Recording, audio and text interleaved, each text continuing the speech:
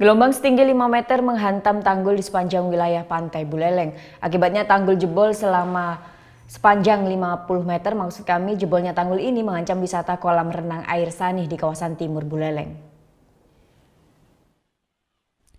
Beginilah kondisi tanggul pembatas pantai di Desa Sanih, Kubu Tambahan, Buleleng.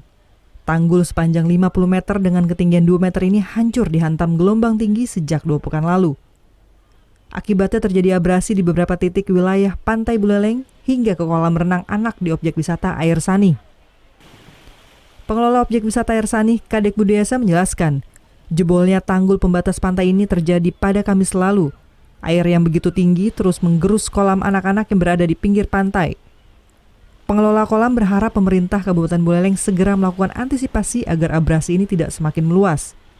Jika dalam sebulan ke depan tidak ada perbaikan, maka kolam renang yang berada di sisi barat ini akan ambruk terhantam gelombang. Kamis malam dah, Pak. Kamis malam. Kira-kira tinggi gelombang paling minimal 4 sampai 3 meteran. 3 meter. Harapan dia nggih, harapan saya niki agar cepat ditanggulangi. Sementara itu abrasi juga terjadi di pesisir pantai lingkungan Kayu Buntil Singaraja. Senderan jalan yang berada di pinggir pantai juga hancur dihantam gelombang tinggi.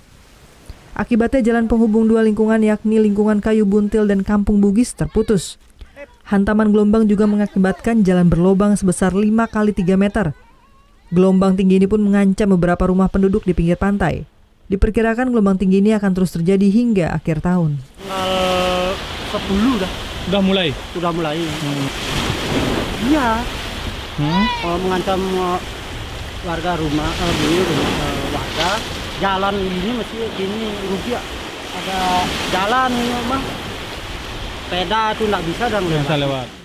Akibat terputusnya jalan penghubung ini, warga lingkungan Kayu Buntil Singaraja terpaksa harus memutar arah yang lebih jauh untuk ke Kampung Bugis Singaraja. Putu Wijana melaporkan untuk NET.